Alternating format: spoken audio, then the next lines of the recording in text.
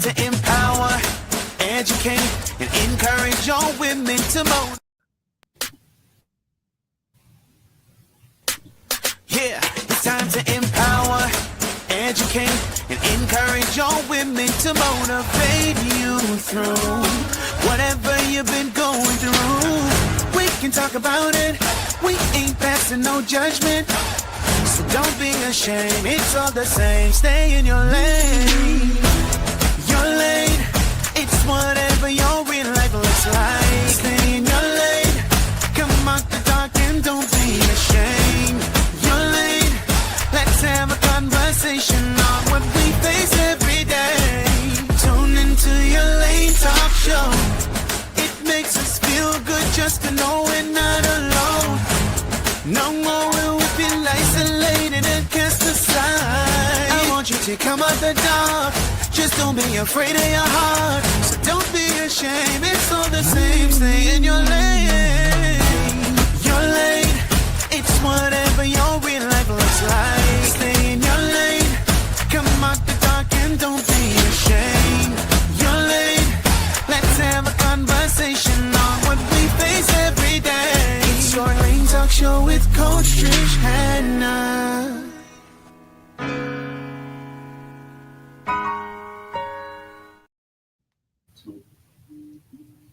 Hello, hello, hello. Welcome everyone to your Lane Talk Show with your coach Trish Hannah, broadcasting live from beautiful Nassau, Bahamas. Of course, I've been saying this time and time again because I just love this vessel of a man. The late Dr. Miles Monroe always says, "This is the place where God lives." Indeed it is, right? Indeed it is. I'm blessed to be in your company today and hosting a show that helps to educate, encourage, and empower women of all ages. Now, last Sunday, we hosted 4 bold, and I dare to say brutally honest men, 3 of which were single and 1 married, just for balance. All right, we discussed the dating pool. We discussed the red flags. What are some of the what would I say? What is it, Beats, that we were discussing all last week? We were talking about the body count. What else? We were talking about, no, seriously, this is a serious thing. We were talking about what men want in a woman versus if they want to commit or if they want to just go for the ride. Pun intended. Okay, it was a hot show. People still talking about it. This is episode 124, commitment versus casual. What makes a man stay in a relationship? Now, I can tell you, if you want to go ahead and listen to it, go to YouTube, Coach Trish Hannah, and look up episode 124. It was a hot show. It was a hot show. All right. We still to this day talking about one particular guest. Okay, who represented, I would say, at least 80% of Bahamian men in this country, as far as going from bad to bad, or they say political, or, having their little seeds sprinkled all over the place. You know what I mean? Yes. All right. So he discussed some things that I think is very much needed to hear. So go ahead and listen to it. Episode 124. Commitment versus casual, what makes a man stay in a relationship. All right, so now, without further ado, the show that we're going to discuss today, it's all about honoring and uplifting women. And, we do that anyway, all right? Because right now, I would say that we're honoring International Women's Day, but every Sunday we honor International Women's Day. But nonetheless, since it is International Women's Month, we want to take a special moment to celebrate and acknowledge the strength, resilience, and success of women everywhere, but most particularly in our Bahamian society. Okay, so we're shining a spotlight on Bahamian boss ladies. Okay, and these are the ones who are making an impact in business, breaking barriers, inspiring even the next generation. All right, because that's what we're all about here. This show was thought about or created, this particular topic, of course, was thought about because we wanted to target aspiring entrepreneurs. All right. And we wanted to target those entrepreneurs who may seem as if they're the only one going through situations pertaining to their businesses, the ones who are currently struggling financially, the ones who are struggling mentally, okay, the ones who don't know how to balance the home and the workplace at the same time. Okay, we come in for all on Sandre, right? We're coming for all. All right. These women who we have on as guests have built, scaled, and even redefined what success looks like, whether it's thriving alongside a spouse, balancing motherhood and entrepreneurship, or navigating the mental challenges of running a business. All right. That's what we're about today. And so, of course, we want you to tune in. And if you know anyone who is an entrepreneur, all right, go ahead and tag them or share the link so that they can actually tune in and watch today's show. Now, there are various ways for you to tune in today. You can go ahead. We're live on Star 106.5 FM. We can be heard on channel 976 on cable. And you can also watch us on Facebook, Your Lane Life Coaching's Facebook page, or Star 106 FM's page. And we're also live on YouTube, Coach Trish Hannah. And for those who have the In Faith mobile app, you can watch us there as well. Your Lane, episode 124, Bahamian Boss Ladies, the hustle, the challenges, and the triumphs. It's brought to you by John Shoe Store and Accessories, Your Lane Life Coaching, Emmanuel Medical Center. Take charge of your health with Emmanuel Medical Center. They specialize in annual physicals, health certificates, and the management of hypertension, diabetes, and cholesterol. They also provide child and adolescent health care, primary health care for adults, screening and management of sexually transmitted infections, and diagnosis and treatment of mental disorders. For compassionate and comprehensive care, call Emmanuel Medical Center today, and the number to call is 393-9355. That's Emmanuel Medical Center, helping you achieve wellness. We're also brought to you by Dairy Queen Bahamas. Okay, this is a day when after you done finish with church and after you done eat your dinner and you done settle, you go, you take your family on a little Sunday drive and you hit all of the Dairy Queen locations. Okay. You get your ice cream sandwich from one, you get your cone from the next location. All right, wherever you are. No, let me be real because we're saving gas right now, right? So go to the nearest DQ near you, all right, to go get your sweet treats on. Okay, and we're also distributed by Lysol. We're also sponsored by Lysol disinfectant for sickness. We all know the sickness can spread fast, but with Lysol, you get to go into protect mode. Nothing kills more viruses on more surfaces than Lysol disinfectant spray, and they are proudly distributed by Thompson Trading. Okay, so thank you so much for tuning in for that little short. I have to make sure the bills are paid, so I have to make sure my clients were taken care of. Now we're going to go straight into the guest introductions. We want you, ladies, thank you so much for being a part of the show. We have with us Dear Sante Small, Erica Robinson, and Renee Sweeting on board with us. And for each of you ladies, I want to thank you for being a part of Your Lane Talk Show. And I want you to introduce yourself to us. And of course, you're going to share how long you've been in the business and a little bit about your business. So we're going to start off with Erica and we're going to work our way. Awesome. Thank you so much. I am very excited to be here. So thank you for the invite. My name is Erica Robinson. Some of you would know me from the Glass Kitchen. I was a former restaurant owner of about 16 or 17 years. Transitioned, made a big transition into mindset transformation coaching. And I am also a producer of a docuseries called More to Me Than What You See. I absolutely love your documentaries, right? The documentaries are awesome, especially the ones that you find, the men on the side who are just, you walk past them, you never know their stories, and you'll be able to highlight them and you'll be like, oh, okay, because I know more about this individual.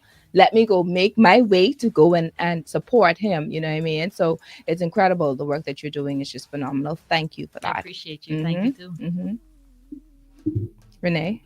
Happy Sunday. My name is Renee Sweeting, and I am the founder of Born Again Naturals, and we are a local manufacturing company. We've been around for about 10 years, and we specialize in creating natural and organic skincare for the entire family, items that you would need from hair to toe. And we are about promoting healthiness and healthy living through skincare.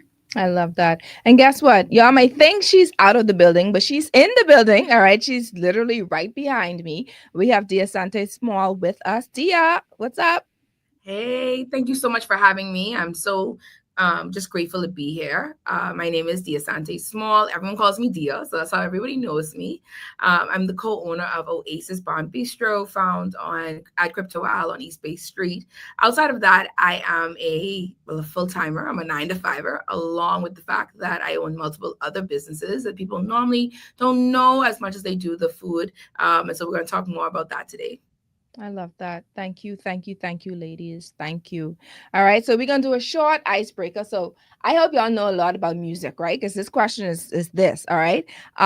If your business was a song, what would the title be and why? Okay. Make it fun. You ain't got to go too deep. All right. So we're going to go right ahead. Anybody have a quick song already in their head? Anyone? Dia? I gotta think. Give me a second. Think. I know Give the me like 2 vibe. seconds. I know the vibe, but I don't know a particular song, but I know anything 90s R&B represents all things Oasis. It's definitely a vibe. It's a different ambiance. But I'm trying to think of the specific song. You got to give me a second. So I give you a second. Erica, what you got? It's getting hot in here. What? It's getting hot in here. That's Why it. would you choose that song? Or started from the bottom. Now we here. What's that one called? What it called, Beats? Kind of Starting song. from the bottom. I would go with that one. Okay, all right. Because I say getting hot because business just there's fire. Yeah, There's fire. You gotta out some fires every now and then. But if I could really be honest with, where I started from, Starting from the definitely bottom. started from the bottom. I love that. Yeah. What say you, Renee? I would, off the top of my head, probably saying working 9 to 5. Oh. I don't know the rest of the lyrics. Okay, all right. I would think that would be Dia's song. Yes. So Listen, 9 5. Because one time I see Dia reach out to me 11 something hours, 12 o'clock in the night. I said, "Girl, you don't sleep, eh?" that's an early night for me. Oh my God! Early night. You thought of his song yet? No, I have Okay, hard. so we could. I I can let you think, but don't worry. But we can get straight into it now, ladies. I want y'all to tell y'all story from the beginning, from the bottom up, right? So let's go ahead with Dia first. I want to know, what was the first step you took to launch your business, whichever business you want to start from, because you say you have multiple. So whichever one is your baby, your passion, all right. And what motivated you to take that leap? No problem. So for me, I will just talk about food because food has been a big part and how the businesses have grown. Yes. I grew up in that business. My grandmother owned a takeaway for most of my life. And so I grew up taking orders at the window. And so I knew that at some point in my life, I would always own something because that's what I grew up doing. I met my husband and we were boyfriend and girlfriend. And he just, wanted to get into catering and advance his culinary background. And so I was like, okay, cool. I'm marketing. You have the food. I'll do what we do. Along came the vision for the Bush Cook. And so for almost 8 years, we had the Bush Cook where we created creative food, always on the know and all those different things. At no point did I think that the Bush Cook would have been what it was, to the point where when something happens in the country, people would be like, oh, the Bush Cook's coming up with a special. Yes. And so for me, it was always about supporting him, his dream, but it was able to allow me to do what I do, when that's being creative. So I didn't have to wait on anyone to approve the campaign or the social media strategy or the flyer. I was able to be creative in my own right. And from there, we had an opportunity as we continue to grow and look for, hey, we want to grow the Bush Cup. We're looking for new locations. And we had an opportunity in Palmdale. And when we walked into the space, we were like, the Bush Cook can't go here. Like, it just does not fit the Bush Cook. And so we always had these different ideas for different restaurants and different eating experiences, food experiences. And along came this Oasis and we just built it. Like, we just started to brainstorm between Pinterest and him picking out the menu and just us getting fun and having fun with it. And in April of 2023, we were able to start Oasis. And again, last year, after a year in business, we started to say, hey, we're too big for this. Like, every evening you're turning away people every night. And so it's frustrating watching when you walk out the door, right? And so we knew that we needed an opportunity that was bigger. Interestingly, my husband was like, okay, hey, we're going to start looking, which we started to do. And so he was like, hey, I really want this particular location. I want to be a part of the old Lucianos. I don't know why he said it, but he said it. And so I said, okay, he said it. We started to reach out. And when I reached out to someone also reached out to him that it was an opportunity that they were looking for a tenant for their food and beverage needs. And so in the past 5 months, we've been building this out, and we've been in our new space for the past 3 weeks. So we're really excited to see this brand grow and love. But what it's all about is just creativity, whether it's with food, flavor, or me with marketing. It's always been about us being able to be free enough to create the way that we want to with every dish, with every experience, or in my other businesses, with just loving what I do, which is marketing. I love being able to do that fun thing, that creative thing in any space that I take up. I love that. I absolutely love that. And there's so many nuggets of what you were saying, and one in particular, one, the fact that you declare a thing and it shall be established. You know what I mean? Your husband was saying, "Look, this is the place that I want to be." I love that place. I got married there, by the way. But this is the place that I want to be. And so said, so done. And that's absolutely phenomenal. In fact, I do have a few questions for you, but of course I want to get them a chance to speak as well, because we want to talk primarily to women who are married and who have, you know what I mean, if you're balancing being married and having your business, or in Dia's situation, um just combining him, collaborating with him, and her marketing skills and his culinary skills. How does that work? So if you know someone who is married and you both of them are in the business together, let them tune into the show today, because we need to know the scoop, because some marriages don't really work out well after having to work together, I can tell you, and it's getting each other nerves and all these different things. But Dia seems to be smiling. She's been smiling straight through. So she made it out and she making it. So I can't wait to hear her story on that. All right. So Renee, let's hear from you. So, hey, Born Again Naturals got started in 2014, and we got started with one night I was up looking for sleep solutions for my babies. I think I might have had a 6 month old and a 2 year old, something like that. And persons, yeah. So they needed to sleep, right? Okay. And so persons always told me, "Oh, my baby sleep through the night." And I'm like, what am I doing wrong? And so this kind of led me to looking for sleep alternative natural sleep solutions for my kids, because I was always kind of into natural. Mm-hmm. And so the research showed me that babies are born with more than 200 toxins or chemicals in their blood. And being a mother, I was like, how is that possible, considering, the baby is tucked away and whatever? But I found out that everything that the mother uses on her skin, her Yes. lipstick, her makeup, everything that she's exposed to, just how you give the babies nutrients through your umbilical cord, you also pass the toxins and the chemicals from what you're using to the baby. This led me to further research on what it was that I was putting on my baby's skin at that time. And I was using the infamous Johnson's baby products, right? And so after finding out how toxic this stuff was, I said I had to make a change. And so I started researching natural alternatives that we could use as a family. And that kind of led me to the information that a lot of products that said they were natural really weren't. And the ones that really were natural, I couldn't afford it, because at that point I was a stay-at-home mom. Mm-hmm. And so I kind of started making my own products and using them. Friends and families tried them out. They loved it. It was effective. My siblings told it to their coworkers, and persons were like, okay, whatever this is, I want to buy it. And so that was the brand from ground up. And definitely the support of my husband was paramount in building a business, because persons, they usually say how businesses don't last beyond the first 3 years. Mm-hmm. And so having his support while I was building this invisible business, my husband say spending all the money and the money ain't coming in. The support was amazing, and it was much needed to get the brand to where it is today. I love that. Now, just before I continue, I didn't do this. Now, I don't know if y'all ever tune into my show, but ain't no way I can have my couples on my show and they don't honor their spouses. We don't do that around here. All right. So let me go back to Dia real quick. And Dia, I need you to pick up Mr. Smalley. Listen, I did. I already started off. He's a big part of my story, so I think we're going to talk about him all day. Really, Jeff Murray Small, definitely grateful for his support, his love, his vision, and his leadership. So always a part of my story. Thank you. Now, Mr. Sweeting got to get back up too. Yes, big up to Charles. Charles Sweeting. Yes, his support is essential and amazingly kind of jumping ahead. But now that I have an official storefront, Daddy is so important. My husband, he is the everything. He home with the kids when I'm at the store when I'm supposed to be just there till 5 o'clock, and I'm there till the other 5 o'clock. Audrey, And his support is amazing. Couldn't do it without him. thank you for that. That's Erica, beautiful. from the Yes, ground up. Yes.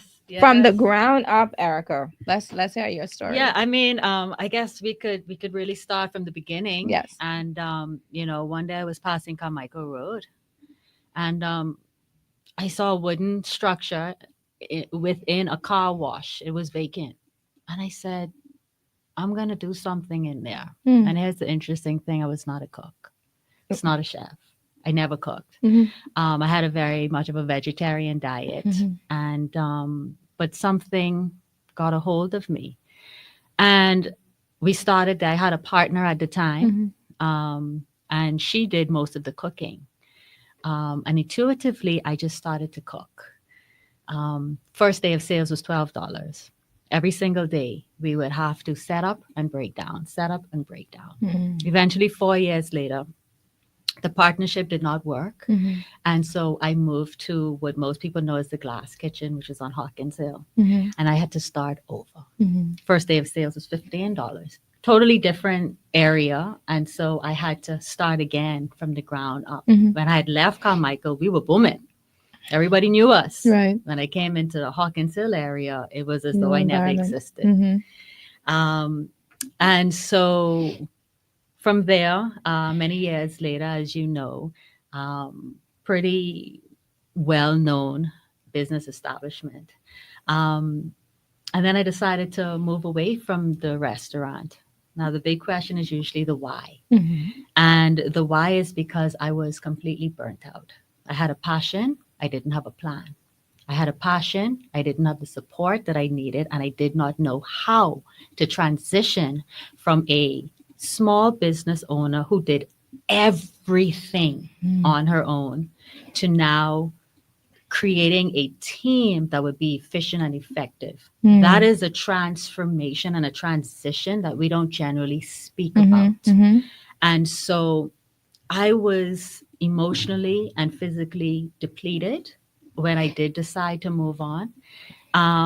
It was not an overnight decision. It was about 5 years in the making. I did try to train a team. I did so numerous times, but I was so depleted that I couldn't even do that effectively. I had people in place who maybe should not have been in place. And we could speak a whole lot more about that as well.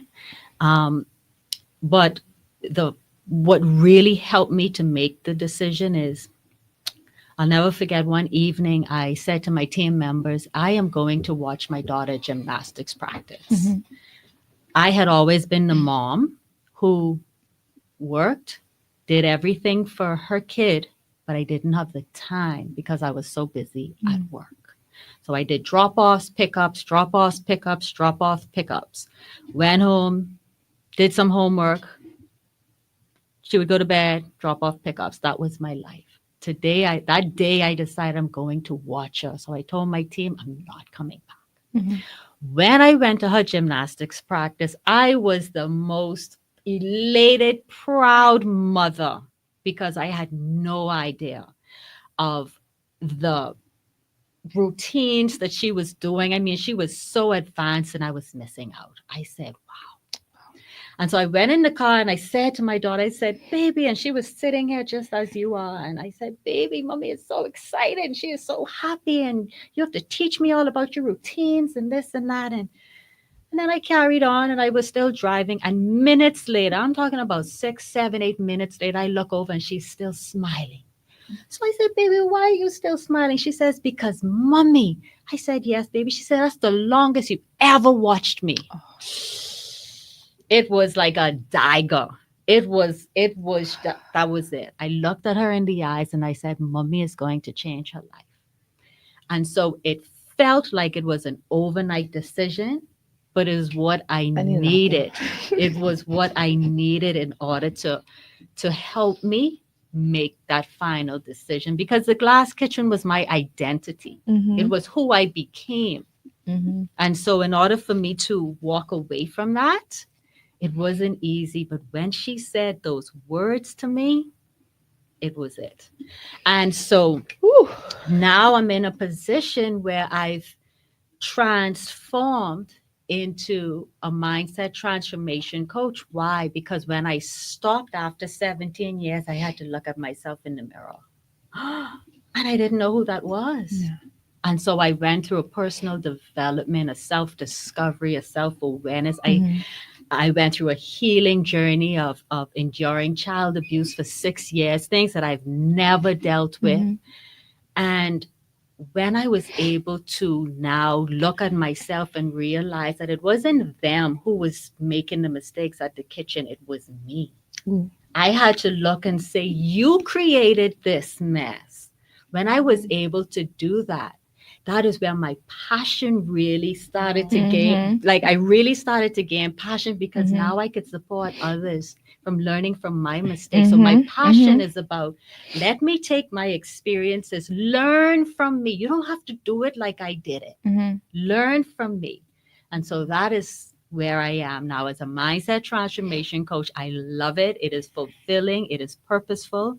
And then, like we spoke about earlier, my series, my docu series of More Than Meat and What You See, where I value every story, and I believe every human being is valuable, and I get to capture their true essence. I And love so that. I love that that's so where I much. I love the fact that you also shared a lot of nuggets that can be extracted from that one, and is the fact that trying to, well, many, but one in particular that stood out to me was balancing your busy life with also your children. So having, well, your child. So I'm speaking of those at large, with a child, or with children.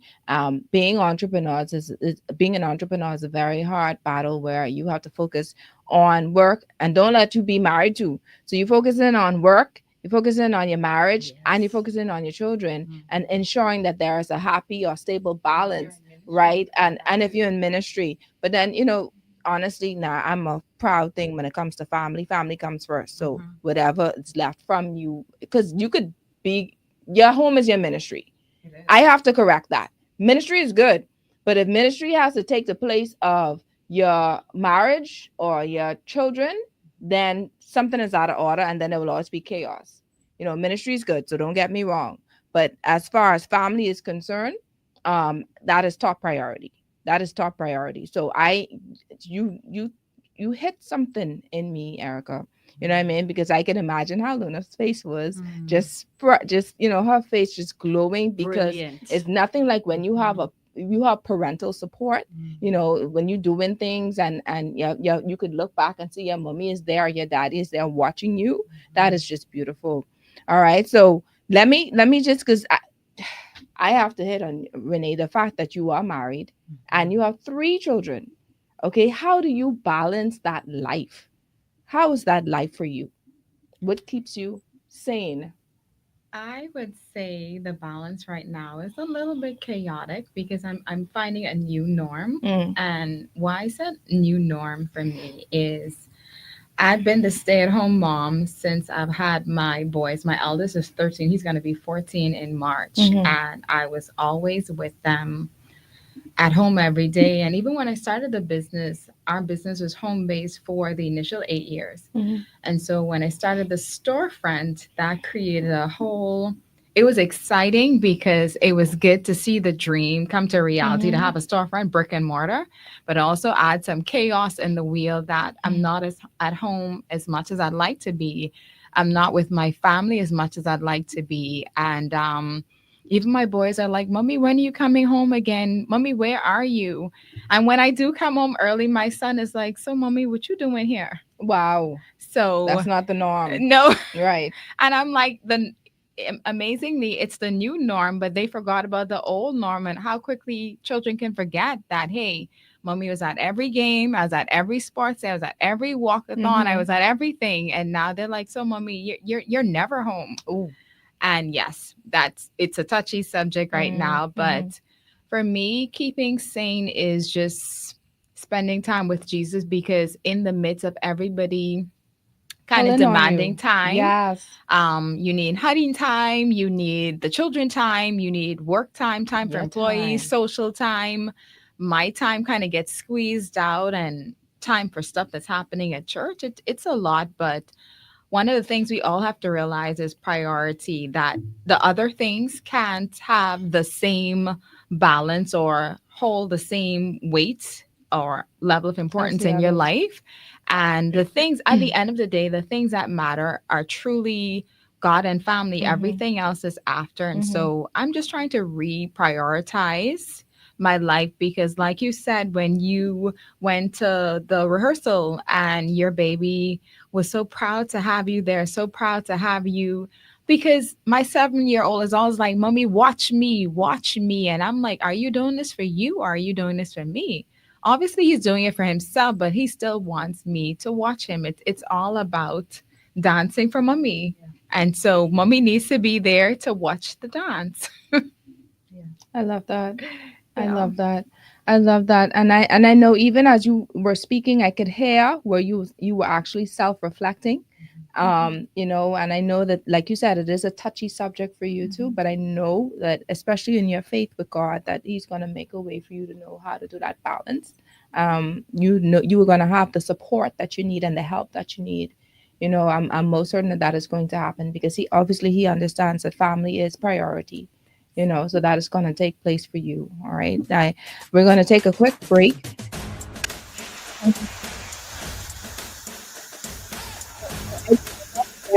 Emotional. I didn't know it was going to be that type of show. So hopefully when we come back from the other side of the break, we'll spruce things up a little bit more, right? Right after this.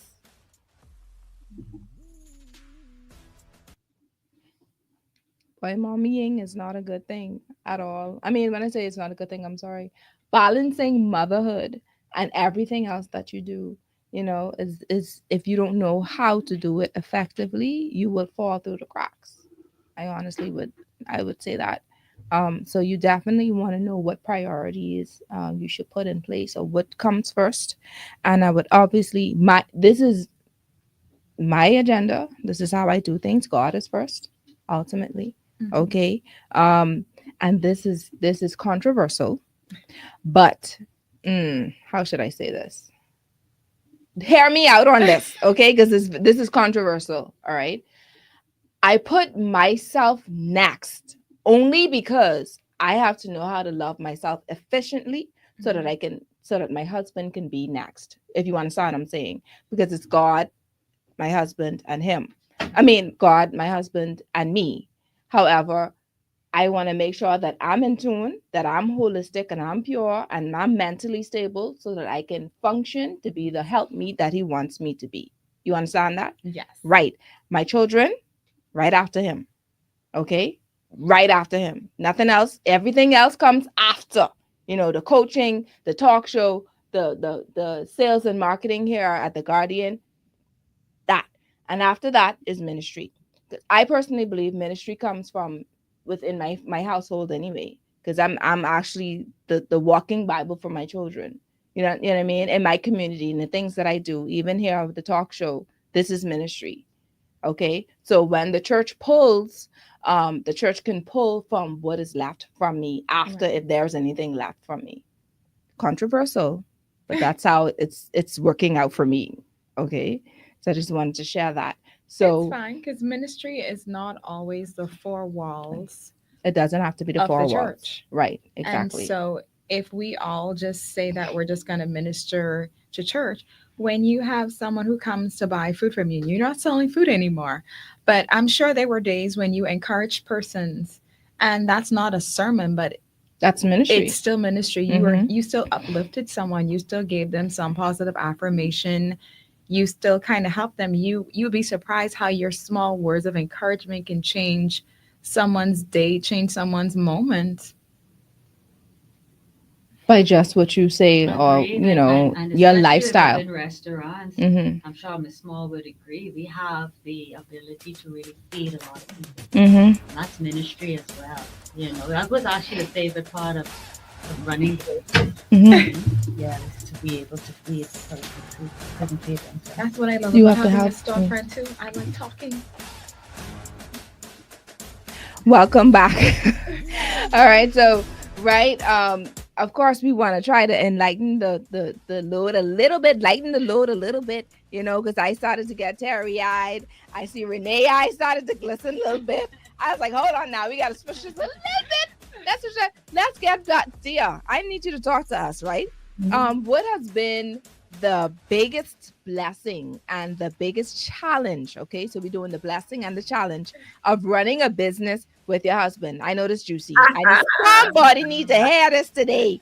Dear, spill the tea. So I think the biggest blessing is just doing it. Like whatever it is just doing it. Like as hectic as it is, as crazy as we must be, I think there's no better feeling than winning with him. Like when you have that amazing moment, when you have those successes, him being right there next to you. And so whether it's opening night, whether it's that client, but it's even in the small moments too. Like sometimes we celebrate when you see an employee advance in their life, whatever that might be. I remember one day, one of these young guys, he was able to save up for a car and he was so excited and so grateful. And so even just celebrating those little moments with your team, I think in their personal lives and within the business, just winning with him in life is amazing. I think the challenge is always going to be what it is. You have two different human beings coming together. And so I am very strong-willed and so is he. And so we have our moments. I think the hardest part is navigating, am I talking to my business partner or am I talking to my spouse? That part. So for him, I'm that constant, I have to be respectful. I have to be, just giving him that space for him. But for me, it's always that hard part because he's expecting his wife every time. And business me, work me is not that person. So I'm always navigating, always buffering between, am I your wife? Am I your partner in this moment? And so for me, I always yield to the wife.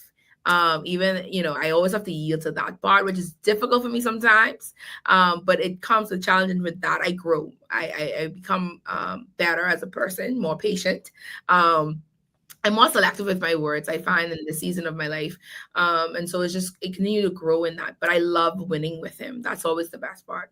I love that. And even with you saying that, if you could speak to a woman right now who has who's doing the same thing that you're doing, partnering with their spouse for whatever reason, business wise, ministry wise, etc. How can you maintain that balance? What do you do, or how would you recommend doing that? So I would say that it isn't going to be a cookie cutter solution. So every season is something different. Mhm. So when we had the bush cook, and that's when we got married. When we got married, it was just bush cook. So we already had very seasoned systems, right? And then along came different things. And so with each season, always give yourself the grace to reset.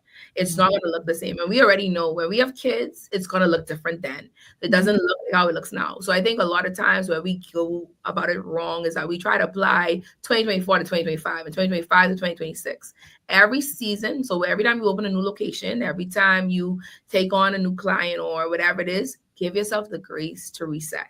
The second thing is we have business meetings. So whether that's business in terms of the business itself, we also have life meetings with our home. Like, what does this look like? And we try to check in with each other. I love And that. the third thing is we give ourselves grace because we don't always get it right. That's just what it is. And so for me, I'm always seeking advice. So just recently, God had it so where two women have just been pouring into me. I don't know. The Holy Spirit told them to talk to me, I guess. Mhm. Where they continue to provide that level. Because sometimes some seasons it just doesn't feel like you're getting it right, Yeah. even if you are. And so they've just been speaking to me and giving me the tidbits because, just like business, you're not an expert. No matter how long you've been in it, you're always growing, always learning. Same thing with marriage. So for me, that level of resource, always having that positive air, women who are pro marriage, who are pro your marriage, speaking into you is always good. I get the podcast, I get the shows, I get the books, but sometimes you need to have that one-on-one with someone and talk to them, but make sure those are people who are for you and for the things that are in your life. And as long as you're listening to the right things and giving yourself grace, it always works out. Some I rough love days, that. but it works out. Those are Beautiful. excellent nuggets. Those are excellent nuggets. And that I have to go back to what I said as far as the hierarchy, with marriage. because I want to re-emphasize the fact that, hey, God is first. As a believer, God is first. And then, like I said before, because let me just put it in the way that it's supposed to be, and then I share why I say what I say once again. God, your husband, yourself, your children, okay? Your business, then your ministry, okay? And that's the way I do it. That's the way, in fact, the hierarchy, the way that it's is said, can the way that I said it can be read in the Bible itself as well. However, I use the term myself when I made that first statement with Renee, and that's only because the Bible says that you love your neighbor as you love yourself, and it's very difficult for you to love someone if you don't love yourself. So I just wanted to clarify that. I had to clarify that. So in that, right, this is my final question pertaining to this husband, series section that I'm dealing with Dia Sante. How are you taking moments for yourself? Now, how are you loving yourself? When do you have me time? Because the last time I spoke to you, your hours would be some crazy hours, and you'd be doing a lot of things. So when is time? When do you find time for Dia? So that looks different for everybody. So self care looks different, like how you define self care. So self care for me isn't that hours, those hours when everyone is asleep. My husband is asleep because he is an early bird. I am not. I am a night owl. So when the house is quiet, whether it's listening to music, whether it's praying, whether it's watching something that I like, that's my time. That's when the world is quiet. That works for me. And then I'm just very intentional with my day. What I listen to as of late, whether what I'm watching, what I'm listening to is very important to what feeds me. And so that is important for me. Also, my beauty regimen for me, getting my hair done, getting my nails done. Those things are just time that I take for me because those are things I like to do. I try to shop online. I love a good shop online. But I don't like to spend money, which is very weird, right? But I like She likes to to shop, Business owner. right? right?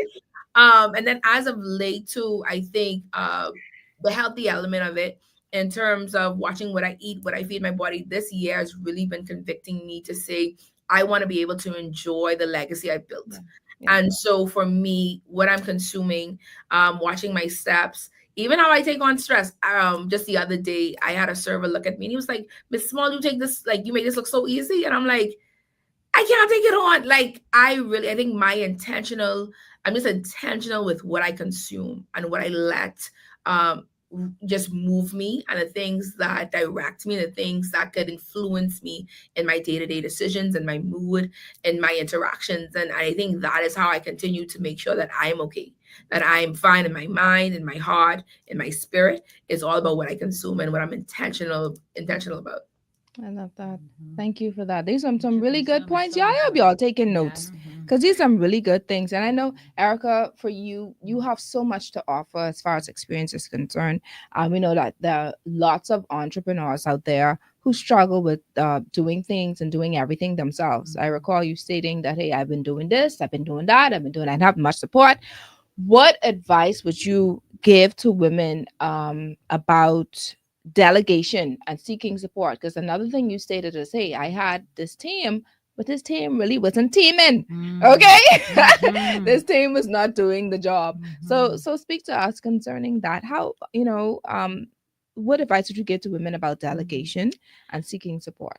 That's a really good question. I think that I would start from us having to understand that we need to make provisions to grow. Mm, I think that in my situation in particular, as the growth was happening and my back was against the wall, I was trying to make decisions. So I wasn't making decisions from a clear space. mm, It's a tricky situation because as a small business owner, we need to spend money, but we also need money for the daily operations. yes. And so, even though we might know that we need, let's say, for example, somebody to market in this day and age, Hmm. let's say in Instagram or social media, Hmm. Hmm. somebody, right? If we know we need that and that can really take us to the next level, we may feel as though we don't have that money because We need to pay the light. We need to pay the one employee that we may have or the two. We need to pay all of the daily bills or weekly bills. What my suggestion is, you have to really look at where you are in the business to know how to spend your money.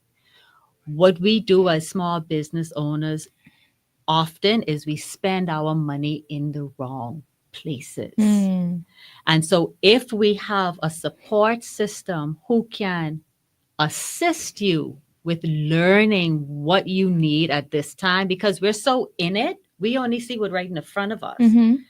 I need somebody to do this. And when we hire, we may not hire the person who is in alignment with our vision because we just need somebody to fill in the space. And in desperation and in short term, it is helping us. 2 or 3 months, good. But intuitively, when we hired them, we knew that this person is not going to really take on what we need them to take on. And so now we're back to micromanaging. Now we're back to call-ins. They're not showing up to work. Now we're back to dealing with all these kind of things. And so what I would say is, in short, we need to be honest in understanding that we have our limits too. The greatest thing that any business owner can do is to hire somebody who does something better than you. That part. Yeah. It's the greatest thing. So if I'm not great at finances, I need to hire somebody who knows how to deal with my finances. That's it. But we are trying to do everything. So we scattered, we everywhere, all over the place. Missing stuff. Missing. That's it. So I would start with that. Yes, please do. Please. So the whole time he was talking, I keep hearing, just outsource your weaknesses. That's what's working, right? Yes. So I, as bubbly as most people see me to be, and as friendly as some people think, I'm not a people-y person. And so I know that for me, I have my peopling limits. And so what I mean is when you're managing 1 or 2 staff who cool with you, it's completely different when you're now dealing with dozens. That's a dozen's personalities. That's a dozen of questions and concerns. It's for me, I'm like, hold on now. That's too much. So for me, I outsource my peopling. So I have someone now who deals with HR and someone who also deals with just our clients and whatever, because I never want your experience or your encounter to not be 100%. And because I hold myself to that standard of excellence, when I'm mentally drained, need a minute, this ain't the best day for me to talk to you. So I think for me, when you have that self-awareness too, and I think that's what happens. A lot of people don't have the self-awareness to know their weaknesses. So as long as you are looking and trying, you really have to sit down beyond a job description. What do we need? Yeah. Where is it that we really have a gap in our operations? Where do we have that gap? Like what area of this are we missing? And identify that and create it. One of the best advice I got from one of my mentors, business mentor, been in business for years, also with a husband, interestingly. And I was asking her because I was frustrated with staff one season, in this season. And she was like, the problem is you have to be okay with letting people go. For whatever reason, we gather as small business owners, when we hire someone, that it's wrong to let someone go. And sometimes you have to sit down with yourself for the betterment of you and them sometimes. Holding people on and they need to fly as well. And she said, you have to accept sometimes that this person is not for you and let that person go sooner rather than later. She said, businesses try to hold on to people very long because they get connected and all the other reasons. She said, sometimes you have to be okay and it benefits you. And so sometimes you see someone, you let them go and they are flourishing and you are flourishing as well. And so again, I think all of that is self-awareness, always checking in and being okay with saying, hey, like you say, I'm not good at this thing. I need help. I love that. I love that too. These are good nuggets, boy. And I just want to say really quickly, I just want to commend you for really focusing on human resources. We hire people. People come with their problems. We have to focus on the people. And we as business owners want people to come on the job and just produce. It doesn't work like that. Correct. We need to understand that human resources deals with the humanity aspect of the business, the training deals with the productivity aspect of the business, and people are most productive when they feel valued. Mm-hmm. So they work hand in hand. Mm-hmm. I failed at that. And they'll build your business. But then you okay, so let's talk then, because we do have some small businesses who may not or who may not be able to afford having an HR personnel. So they have to do it themselves. Similar to what you said, you had to do basically everything. How do you maneuver in situations like that when you just got your brick and mortar, you just hired like let's say 3 people on staff, you trying to because that first capital, whatever the income that you have, you only have sufficient to ensure that they're paid as you've stated all the essentials. So you haven't really received that big profit yet to go out there and outsource. So what do you do in situations like that? Anyone want to answer the question? So, what I've generally done in situations like that, and as crazy as this may sound, is I pray. And I have found that that works so well in recent times. My store opens from Monday to Saturday, and I don't want to be to work on a Saturday. I'm just gonna say that I want to be a government employee. I don't want to be to work on a Saturday, right? And I've been trying to find someone to come in part time on a Saturday, or just give me a couple hours here or there. I want to just go sit and watch my child play a sport or whatever, and I actually put out some ads, and I had a few persons who we connected with via the phone or an interview, and they would come in for the interview, and I'd be like, okay, come in next week, Tuesday. Let's work together for the day. Let's see how the relationship goes. I Sometimes the person wouldn't show up, and I'd be like, okay, because after they leave, I would say, Lord, if you don't want Trish to come back, do whatever you need to do. Make sure she don't come back to this place because I'm emotional. I'm desperate is not a good word, but when you want help and you've been there, you want help, you're not logically thinking this isn't gonna work, but you're just like, I need somebody to fill the spot, and I'm desperate. So I would be like, come to work. I just need someone. I'm not thinking this through. And God has been so faithful in, for whatever reason, I would pray about it and the person wouldn't show up. They would be like, something came up. I had to go to the dentist, but whatever the situation was. And that has been so helpful from keeping me from making bad employment choices when I'm at my lowest or when I feel like desperate for help. And that has been really effective. I love that. I love the fact that you can bring in. I personally am a woman of faith as well. So praying is something that I do for everything. I mean, you would be surprised the least amount of things. God, should I go there? Should I wear this? Should I do that? That's how I connect with God. And and so in that it helps a lot. We say, okay, God, this is the vision that you've given me. Okay, you told me that this is what we should be doing, and then you told me, what I mean, you say whatever scriptures that come to mind, about your labor, and all these other things concerning you and connected to you. So anything connected to me, I would want to ensure that it's in line to your will, because at the end of the day, it's my business or it's my vision that you've given me, and you don't want the wrong set of people to come in there and break that and destroy that.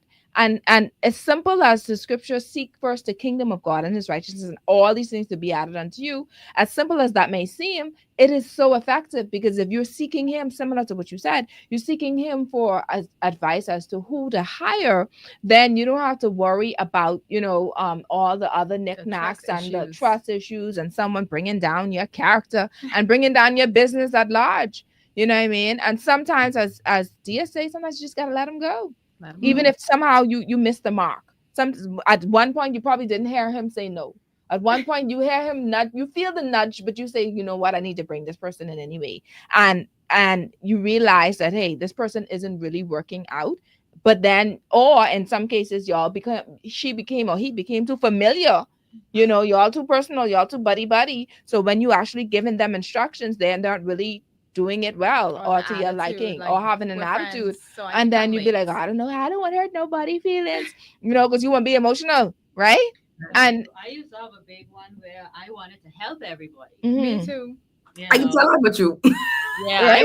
I wanted to help everybody. You need an opportunity. Come, let me, Let me do something. let me tell you something. Sometimes you just, Right. Yeah, Right. I don't know. I feel I don't know if I can't say it because I'm an empath by nature, right? So I think for me, because I know that about myself and because of business, I try to set those boundaries. Yeah. But what I would say though is, and I as you were talking, I think there's two prayers though, because I prayed that prayer. Like me, my husband, and our HR manager, sometimes when someone might not show up, I say, well, I did ask God if they're not for us, don't let them come. So if they didn't show up, it might have been for a reason. But I realize in seasons though, that I, again, going back to awareness, I wasn't ready for certain staff either. Sometimes high caliber staff brings a level of accountability and a level of system that you're Mm. not ready for. And yes. so for me, that has been a part too.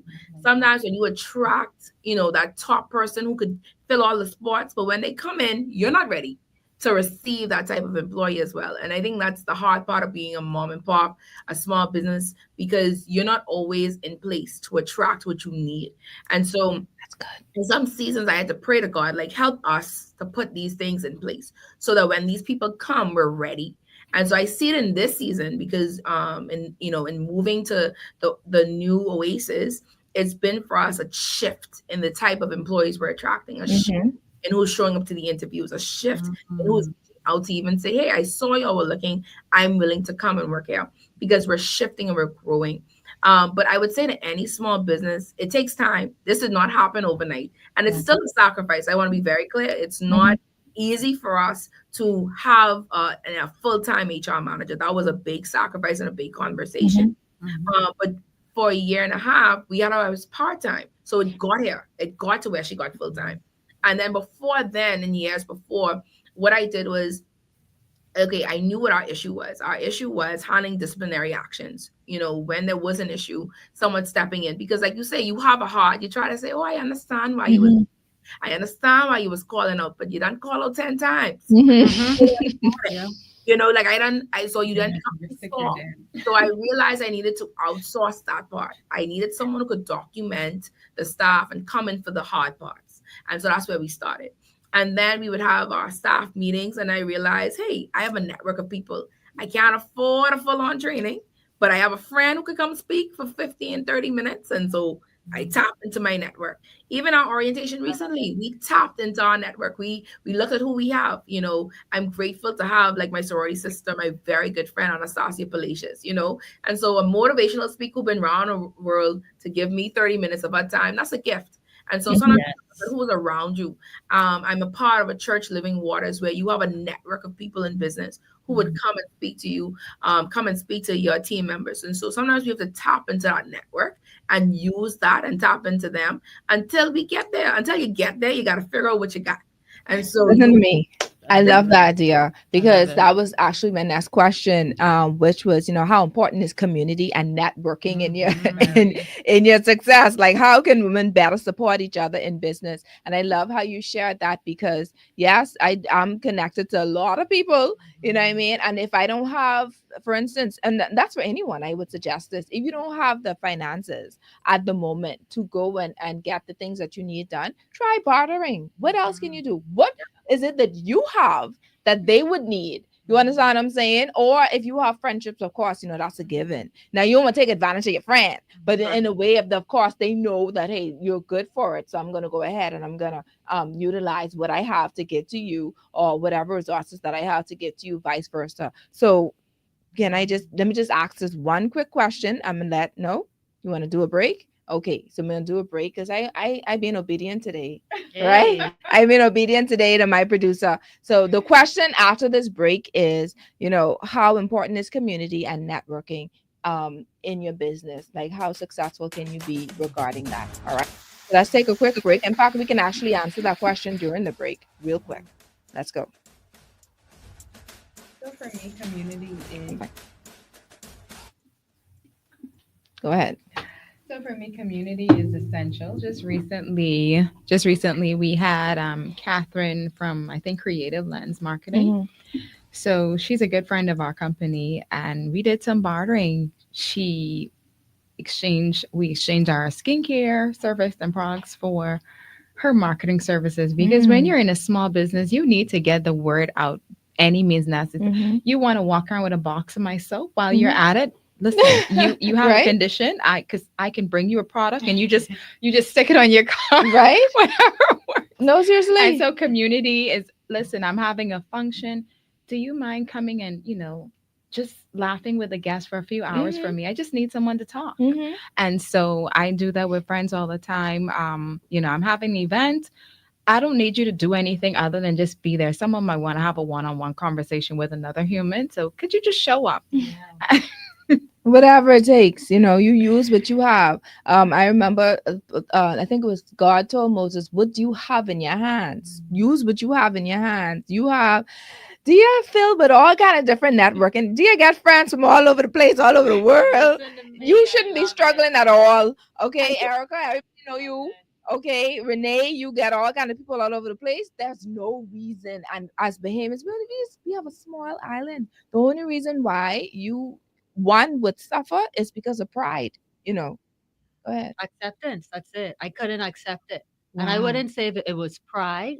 First and foremost, I think I was just too tired to even recognize if people actually were gifting me with Wanting to gift you something. something, Like right? I just couldn't even see it. I mean, it is so hard in this moment to tell you what it's like to run a restaurant on your own, like all by yourself. That's it. But the personal development and knowing what it is and seeing what you are blocking. See, as leaders, it begins with us. And I was blocking that. And that is why I always say to persons now, like I had somebody say to me, I have it all the time actually. I look like I just need to fire everybody and start over. And I say, you can do that. But the change begins with you. You can rehire and end up in the same place. That part. Because it has to start with you. And so the golden nuggets that come from the small to big, I mean, they just drop it because they are very present and self-aware Yeah. in where they are and in the gradual progress. I love it. Welcome back. Miami doing some things. If you are tuning in via radio, you may want to come on Facebook because all of the juice is on Facebook now and YouTube. Okay, so go ahead and go on that side because you're getting all the good stuff. We were just talking about what it is to utilize what we have, the resources that we have in our friends or in our networking environment. If I know, see Dia there, Dia in marketing, Catherine in marketing, all these different people who I have, and I ain't tapped into them yet. I can call you today, Dia. I can call you today. All right, because these are things that we need. We need these things. We need in order to succeed. We don't want to get to the point where we're too prideful to ask. It's okay to ask. The worst case thing or the worst thing they could say is no. Okay, so you knock on another door. That's what entrepreneurs have a characteristic about themselves, and one of which is resilience. There's no way that you could just knock on one door and someone says no and they shut that door in your face and you just go back home and you cry. Because that ain't a real entrepreneur won't do that. Okay. A true entrepreneur that deep down in your veins, okay, in your blood, gonna keep on knocking and knocking and knocking until you get that answer. That's how you succeed in life. All right. You don't just go by, oh, well, this person told me no. And you stay there. Listen, I've been in sales for Masiba 25 years in my life. Sales ain't nothing worse than sales. Because you say no. Sometimes people is blue tick you from when you WhatsApping them, but WhatsApping, you see them reading it and they respond. Some people be like, tell her I ain't here. Okay. I get it all. So if you have an issue with right. So if you have an issue with someone telling you no, or rejection, then clearly, because a salesperson honestly can't have that stamina to be an entrepreneur. I'm also an entrepreneur as a coach, life coaching, etc. But you have that in you to do that, to continue going, to keep on pushing, not allowing no to be the ultimate answer. So I wanted to share that real quick. All right. And I also wanted to talk about, burnout. as Erica alluded, because that's a serious thing. You don't want to get to the point where you're so burned out that you can't do absolutely nothing for yourself. So Erica, talk a little bit more about that. Was there any self-doubt? I know you said burnout. Was there anything that you had issues with you that made you feel as if you can't do it anymore? Hmm. That's a good question. Um, I was just depleted. I think that I could have continued if that is something that was aligned with me. I think that it wasn't meant to be. I think that the burnout was a part of just my season ending. Mm. So you won't see yourself, or you don't think you'd see yourself back in the restaurant business. No. Um, I was thinking about it today on the way here, Mm-hmm. and I realized how much courage it took for me to do what I did. Mm. Because in that season, what I went through, the valley that I had to endure was very difficult. I went from receiving lots of money on a daily basis, Mm-hmm. a huge cash flow, to paying out everybody. And through God's good grace, I did have a really great team Mm-hmm. members. Mm-hmm. Didn't do what I needed in that moment, but it wasn't their fault. And I'm always going to say that to you. I hold you dearly.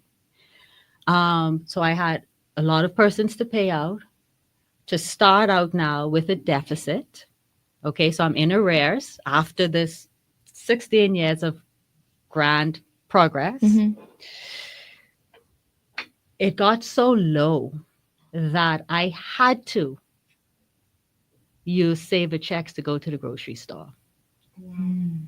It got so low that, to God be the glory,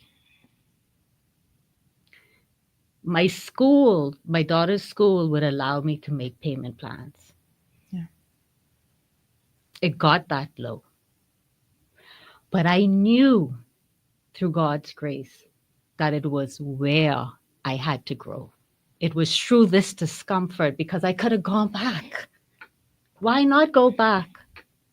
5 years later, people still want the glass kitchen, Yes. There's a yes. right? But this is what I had to go through. Yeah. And the growth is so insurmountable that I just cannot explain where I am today because of it. And so the burnout for me, along with my daughter saying those words, was God saying, "You're not listening to me. Come on. It's been 5 years. I've been telling you this. You need to let this go." So I needed that to go through the valley, to now have this exorbitant passion to support people in becoming their greatest allies, and to teach others what they don't actually see within themselves. Listen to me.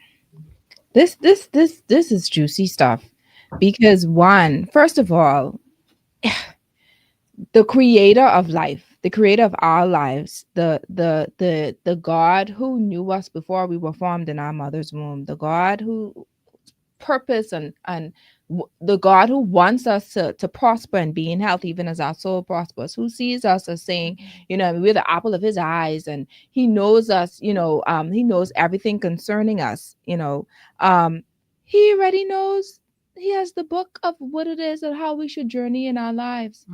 He have already given us a lane to go through on this life. You have your lane. What happens to us is the fact that because we don't tap into him, because we don't ask his will, his divine will, we end up doing our own thing. And this is not me judging you in any way, because I found myself there numerous of times. We go ahead and we do our own will, and are leaning onto our own understanding, and then we find ourselves on a different journey. We've rerouted somewhere else, and in a place where he didn't even plan for us to be, but we just do it anyway. However, Okay, all things work together for our good. So even in our mistakes, and even in our defiance, or even in our rebellion, or even in our what ignorance, I could say, all right, we still, God still uses that, and he turns it around for our good.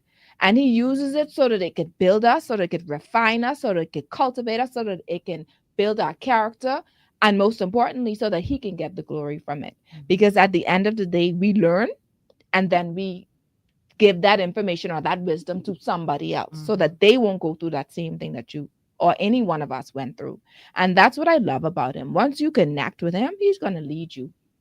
You tap into him, though. You find moments, and this is just me talking to the audience, you find moments where you be still for his advice, for his input, for his instructions, Mhm. so that we don't find ourselves with our backs against the wall. Mhm. Okay, so I just wanted to insert that real quick, but I want to know, how did you explain your business to Luna? Like, how did you tell her that you were closing up? How old was she at that time? So she was 6, Mm-hmm. and I remember her not quite understanding what that would mean until Okay. she saw me at home more Mm, often. mm-hmm.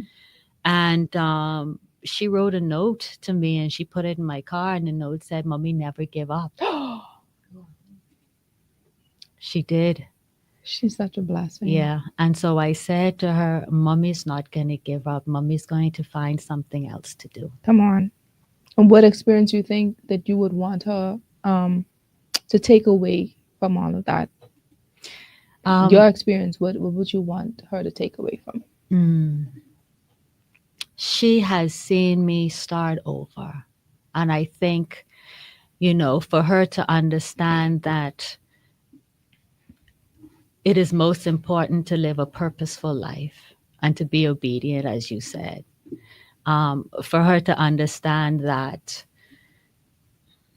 it's not about what everybody else wants and what everybody else needs. Mm-hmm. It's about you finding who you are Mm-hmm. and what you're meant to be. And so I try to instill that in her every day. I'm very supportive of her in understanding that mommy will support you, but don't do it for mommy. And don't Mm. do it for mommy's accolades. Because as parents, we start to condition our children to do it for us. If we're proud of you, then great.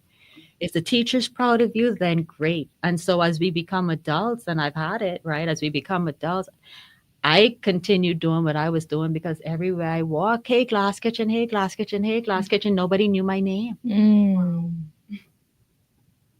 Well, what's your name? And I know glass house, glass kitchen, glass this, turkey burger. Man, I hungry. Nobody knew my name. And so I try to teach her through this process that the most important thing is for you to know your name and who you are and to stand up Wow. for what is within. And not to allow your job to be your identity, but to allow who you are to shine through in what you do. Mm. Mhm. That's some good stuff right there. That's some good stuff right there. That's wow. Hold on, let me let this simmer for 2 seconds. Mhm. Renee, let me ask you a question. Have your children influenced or inspired any aspect of your business? I know you told me that initially it's because of the products that were on a mother's skin, and all the toxins that the baby would have, and then of course you have your children, you want to ensure that they get the most, or the most beneficial sources of natural products that they possibly can. But even now that you have this brick and mortar, you have this establishment, how have they helped you to push and to keep on going? As a mother, I definitely want my children to know that we have the ability to accomplish great things, that there is nothing that we cannot accomplish. The scripture says, I can do all things through Christ who strengthens me.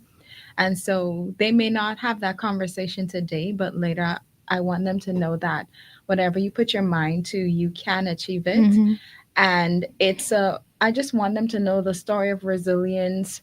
Earlier, when you talked about the no's being in sales, I went through a lot of that in the onset of the business.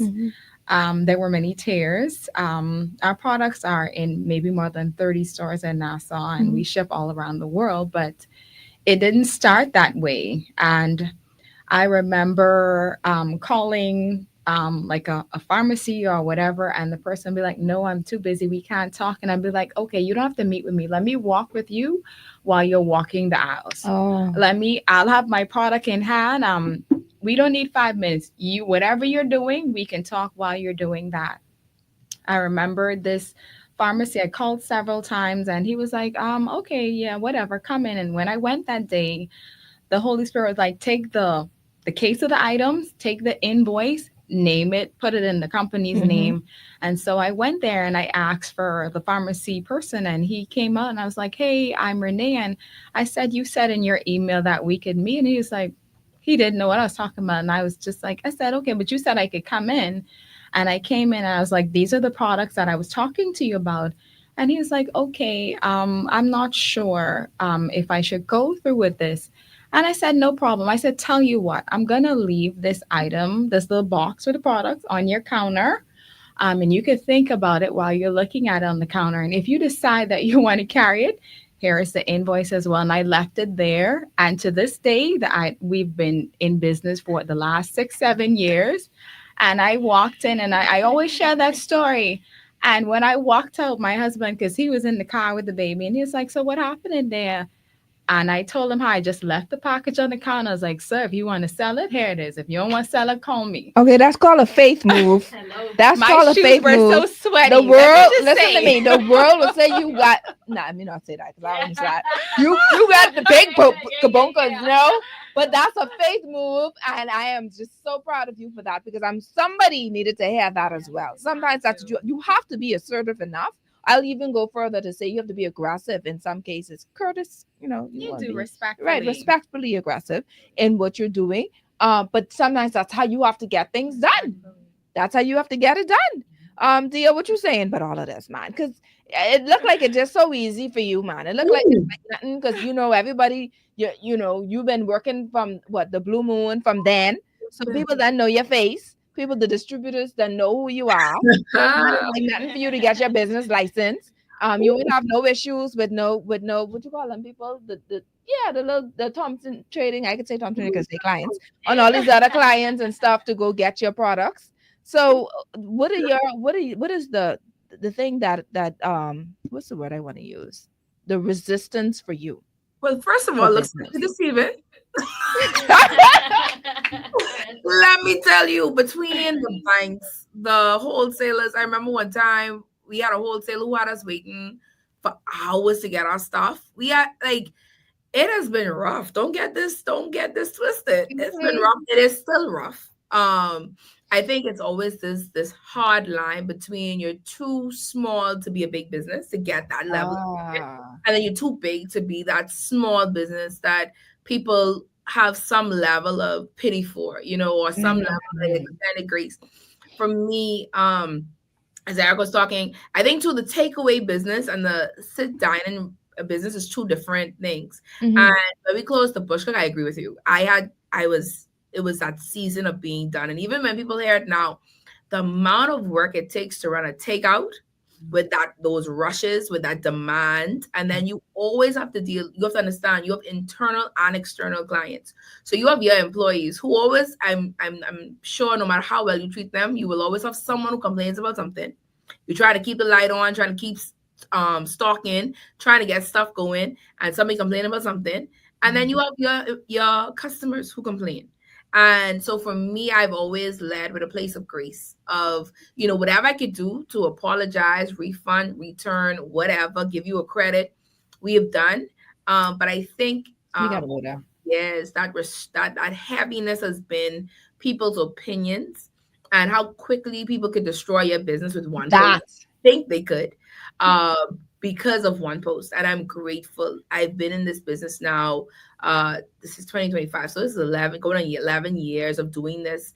And I think in social media world, as much as I'm in marketing, people use it so much against you, but they could use it for you. And so again, I think in a post-COVID world, you take things a little less seriously, because life has shown that there are some bigger things going on. And so for me, I think since COVID, our whole thing has been we will get through it. And I'm grateful that every day we've been open, we've made what we need to make. It's not always been what we've wanted to make, but we've made what we needed to make to take care of things. That no matter what problem we face, whether it's a plumbing issue or whatever it is, we've figured it out. I don't know how, and that's the grace of God. And then I think it's just the fact that you have to release some things. And one of those things we've released is the negativity. You can't focus on that one post when you've had 10 posts that talk so well about you. Highly, You yes. can't focus on that one employee complaining when there's 10 other employees who love working for you. So for me, it's I'm leading where I'm leading for the positivity. I'm focused on the positivity. But it took time to get here. Like, and that's after nights of being up. I think I probably cried last week, I'm sure. Like, because a lot. It is a lot. So don't think, I'm only speaking from a place of wisdom of going through it and always going through it. Every day that you wake up. Right now, just even preparing this week's schedule, I'm trying to navigate challenges, but it's just the fact that I'm graced for it. In this season, this is what God has called me to do.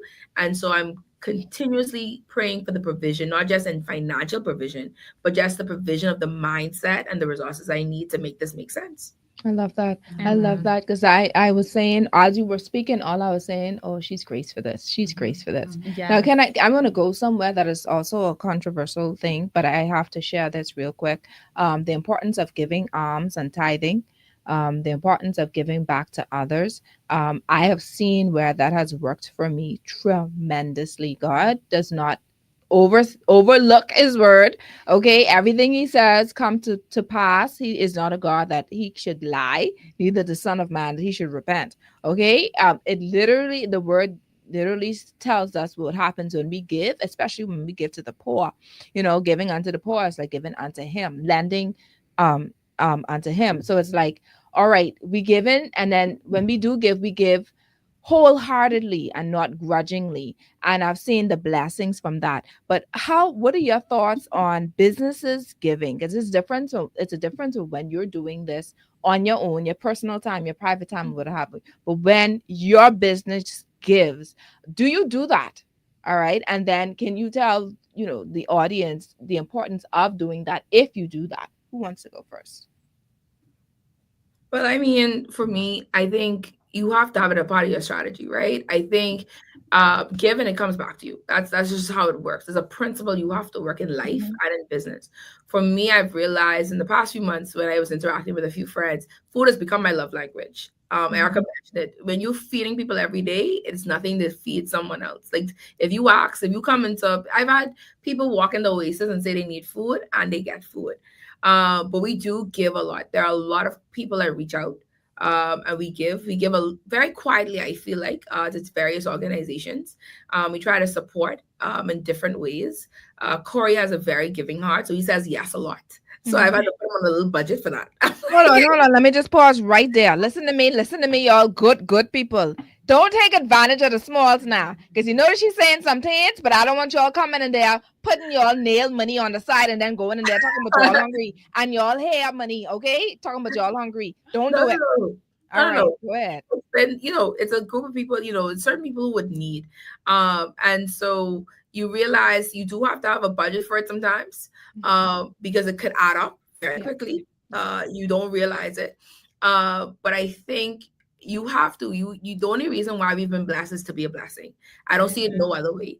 What I do, when you get money or when you make money or whatever it is to bless someone else. And so if that's in provision of jobs, that's provisions of all the things that you're doing, your operations, organizations we've partnered with, whether it's a Rotary, Dying for a Cause, those type of things, with my sorority on some things, some other sororities with some other things. There's always work to do. I don't think you're in business just to make money and hold it all for yourself. I just don't believe in it. And so I think that's a shared principle of my husband and I. Is one of the things I really love about him. He's a very giving person. And so it never is a debate of us on should I give. It's more so just how much we can afford to give, but it's never a debate on giving. And we also tithe well. That's a principle we practice, and it's something I think keeps us.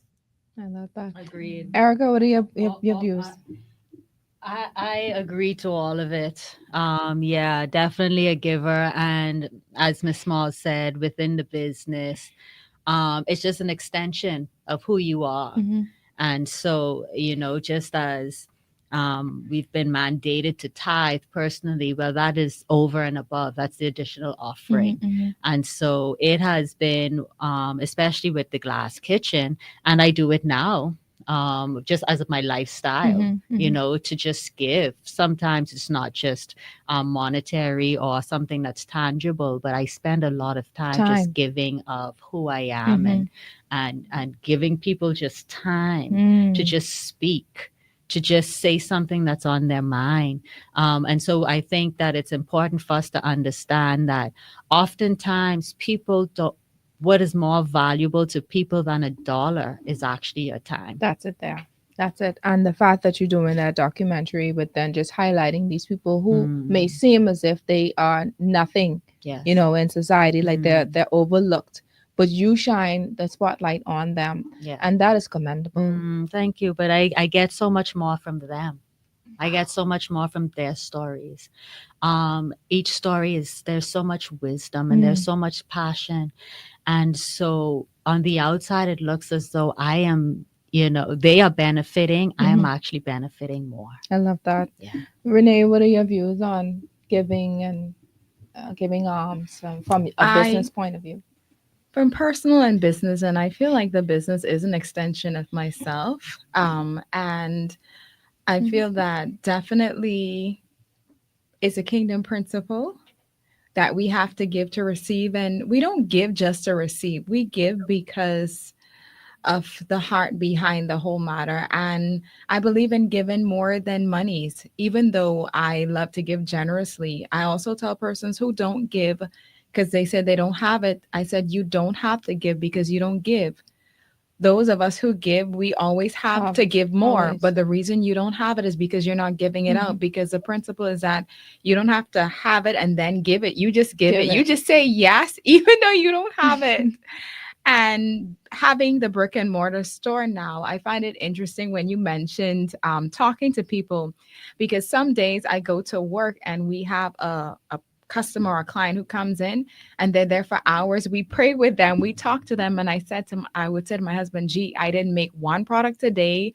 I didn't do anything that made financial gain." And he always reminds me, "Hey, you're there to do ministry. Sometimes people need more than a product. Sometimes they need this conversation. They're sharing about something that's breaking their heart." And it's so touching. It's so rewarding just to see someone walk up feeling better than they've done before. And I remember a lady came in and she told me she had some issues with her skin. And the Holy Spirit was like, pray with her. And I said, excuse me, because I do feel weird about asking people, can I pray with you? I just don't. Mhm. But I was like, can I pray with you? And she just threw her arms in my hands and I prayed. And she started crying and just talking about how she was at her wits' end. She couldn't sleep, and not sleeping had her in this state where she felt suicidal. And I just said, wow. I said, I wanted to be disobedient because I'm like, this woman's going to think I'm so weird Mhm. Mhm. asking her, hey, do you want to pray? And so giving is more than just money. Give your time. Sometimes your presence is more important than your present. And Mhm. that's not to say if you have the money, give them the money, because people need that too. But Mhm. I love giving is that. essential. I love that. Now, as we wrap up, there's so much to talk about that, and I have all kind of different things that we can actually discuss. But this is important. I noticed even in Erica's story, she said, I didn't really have, the resources to go and advertise or market my business or my establishment. I want to know, and then either that or I didn't have the resources to hire someone else, or so a business plan is important, right? So I want y'all to share the importance of that, because in that business plan, and I also consult too when it comes to marketing and advertising here at the Guardian, one of which is you gotta have a marketing budget. You gotta have something. You can't just sit in the corner there and expect people to just come just like that. Oh, child, bees get word of mouth. I mean, word of mouth is good, but word of Mhm. mouth isn't for everyone. you have to have various sources and things to use as well to get out there. And if you don't, because you have, the way that the country is going or the world is going, we're more into what's on our phones, what's on our devices.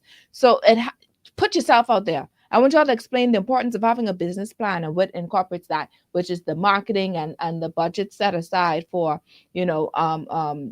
instances like human resources needing something to help someone, to help cover whatever issues that you may be going through, plans like what's going to happen for the next 5 years, etc. I'm going to ask Dia to start, Erica, and then Renee, and then we'll close out on that for the radio portion. Okay. I don't know if I'm the best person because we don't really have a plan. It's a plan. It's a plan. Really and truly, the bush cook was supposed to be this kitchen we had for catering gigs on the weekend. I don't know how we started cooking breakfast. We don't even make breakfast anymore, right? So understand that I didn't have this big plan. Even with Oasis, we were supposed to be in Palmdale. People were telling us it won't make no money after 5. So I was like, okay, people could rent it out from time to time to make up. And then God just blew my mind. What I would say is that whatever you set out to do, submit it to Him. Pray about it. Like, I realized sitting here how much I've relied on God in every element of this because we truly have been moved by faith.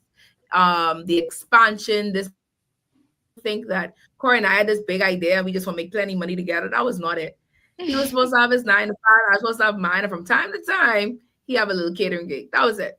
But what I would say is that whatever it is you set out to do, when you do figure it out, when God is speaking to you, wherever you go, just try to be aware of who you are, what you bring to the table, the gifts you offer, and aware of your weaknesses so you could outsource and get help from wherever that is. YouTube is free. Your network, see who you could tap into to get what you need so you could be successful. Once you've done that, submitting to God, being aware, and then just work the plan each and every day. So while I didn't have a plan from a standpoint of this big vision, I do have a daily plan. I do have a settled plan of our core values and the things I seek to do and a standard of excellence that I hope to achieve. And those things is I work the plan every single day. I try my best to work the plan. And if that plan doesn't work, I reset every day and I give myself the grace. But in terms of budgeting, in terms of my accounting though, always, wherever you can, set out a budget, manage your funds, have a plan for your money. Because when you start making money, it's very easy, very, very easy to spend it on the wrong things, as Erica would have said. Mm-hmm. So when you have a financial advisor, an accountant, whatever it is, they're able to keep you honest and create the type of discipline you should have as an entrepreneur. Because in the season of when you have plenty, you could end up spending and overspending, and you should be investing and saving. And even sometimes you could be over saving and not investing in those type of things. So always seek advice is what I would say. But interestingly enough, we did not have a business plan. I don't even feel like we have a business plan now for Oasis, but we do have a daily plan and we try our best to follow it. But if you notice, even while you were speaking, you stated your plan. You do have a plan. The plan was put God first, self-awareness, exactly. Development. Like you have the plan, right? I just want a SWOT analysis. Plan, but we get you. We get you. We hear you. All right. Because I don't really have anything to add to that. Right. That's the plan. That's the plan and the financial aspect, I would also say is, that's where you're able to, when you can outsource or have somebody competent in that area, do it. You find the loopholes. You find out also where you can save in order to invest. Because when I went back and I looked at my business and I saw, everything that I could have done to probably just save $800 or $900 a week. It was incredible. And imagine $800, $900 a week times 4. That's a huge marketing budget. Of course. I don't even know what else to do with that. And that you could use that and pay whomever you need to get the work done. Right. To do the work. Exactly. You know what I mean? So, but great plan. Great plan. Great. Not having a plan. Bam. I like that one. Wow. Let's go. Renee? I join with everyone else here in saying I don't have an official plan, but I do believe in committing everything that I'm thinking and want to accomplish, just giving it to God. And I know the saying is if you fail to plan, you plan to fail. But we do kind of sort of have a plan where I'd like to be or where I see the business, but that's flexible from day to day. And I do give myself grace because sometimes we or I can be so hard on myself. Oh, I didn't get this done today, or I didn't get that done. I do have a daily plan of all the things I set out to manufacture for the day or for the week. And some weeks I get none of that done. But to God be all the glory. Hmm. To God be all the glory. Okay. And as it pertains to budgeting, it's a work in progress. It's a Yeah. work in progress. Yeah. Well, tap into these two young ladies here. What I love about another thing that I love about this show is when I do bring guests, some of them don't know each other. They may hear of each other, whatever have you, but because of this connection, they end up, in some cases networking or bonding or using or utilizing each other for whatever reason and purpose. And you're three wise women here, okay? At some point, y'all need to connect so that y'all can try to build each other up even more. And that's what the show is all about, supporting, encouraging, empowering, educating, transforming the mindsets. Okay. And that's what we're here for, and that's what we're about. So of course, I wish that we could continue, but unfortunately we're out of time now. And so I want to thank you ladies just for your transparency. Erica, thank you for not giving up, because you could have just thrown in the towel altogether and just leave it alone, but you used what you thought was failure, because it truly wasn't, because it built your character, and it helped you to now pushed you into purpose. So you're helping more than whoever you were helping back then. And so I speak a blessing over you. May you continue to grow and continue to prosper in every area of your life. Thank you. Thank you. Now, madam, I gotta come to your store. I gotta leave all the credit cards home, and I'll come. That's a good idea. All right, because you said some things that I didn't even know was inside your store. But I also want to say that the fact that you were open to hearing God speak to you as you are in your store. Don't ever shut his voice down, because people coming in your store who may be despondent, as you've seen, don't ever think, oh, the worst case they'll say is, okay, if she says she's crazy, so what? You were obedient, right? That's what matters. So continue to hold that, continue to, as you said, you're a work in progress. Balance work life, home life. That's important. That's important, Renee. And he would not have allowed you to get to this point unless he didn't know that you were able or capable enough to do it. So don't allow distractions to come between you and your family. That's important. Okay. My lady, Nadia ain't gonna tell y'all this, but I watch her grow. I don't want to tell my age, but of course, dear, I'm so proud of you. I am so proud of you. All right. I'm proud of you. Continue to do what you're doing. The fact that you're holding on to God and walking in faith is beautiful. The fact that you are allowing people to pour into you so that you could understand what it is to be a wife and an entrepreneur at the same time. Don't kill each other in the kitchen because someone's stressing you out or he's stressing you out. The fact that you know how to balance wife and partner. And I pray that you continue to have that wisdom. And even in your deepest, darkest moments and your most challenging time, that you continue to rely on the strength of God to keep you and preserve you. Continue to find time for dear, no matter what time that may be. Find time for you so that you could show up for the things and the events, the challenges, the whatever it is that pulls you throughout the day. Continue to find time for you so that you could have the strength enough to go ahead and continue on that journey. All right. You've been a blessing. You three have been a blessing. So thank you so much for being a part. Y'all busy. I got to let y'all go because all y'all have things to do. You've been a part of your lane, and I'm grateful for that. And may God continue to bless you and your businesses. All right. So today's show was a phenomenal one, of course. But next week, we're talking about healing from the roots. Erica, I think I might bring you back on the show because we're talking about understanding the impact of parent trauma. You said something, I was like, oh, look at God, right? I had already had one person, because I posted it on Facebook. I said, is anyone going through parental trauma or any type of trauma from the past who've already been healed now? I wanted someone who's healed to come on and talk about it. And somebody inboxed me and say, hey, this is me. You're talking to me, and says, okay, God, that's one. I want to have at least one more just for that balance. And Erica just gone right there and say, la, la, la, la, la. I said, thank you, Jesus. All right, there you go. Okay, and that's what we're about. We go through things so that we can help other people. We heal. We allow God to heal us first, so that we won't pour out on them. You don't want to pour out the hurts and the wounds on somebody else. So heal first, not you. I'm just saying in general. Heal first, and then you'll be able to heal others. All right. And thank you to Your Lane's show sponsors. We have John Shoe Store and Accessories, Your Lane Life Coaching, Emmanuel Medical Center, DQ Bahamas, the Perfume Bar, and Lysol Disinfectant. To the businesses out there, if you wish to sponsor Your Lane Talk Show, please give us a call at 376-8689. We have some truly awesome packages here to suit your budget, okay? And I want to share a live liner from Your Lane Life Coaching. I'm here to help you build stronger, purpose driven relationships as the founder of Your Lane Life Coaching. Whether you're single, dating, married, or rebuilding, I'll guide you through effective communication, deeper connections, and aligning with God's purpose. So if you're ready to take that next step, just give me a call, 1-242-376-8689, or you can go onto my website at www.yourlanelifecoaching.com.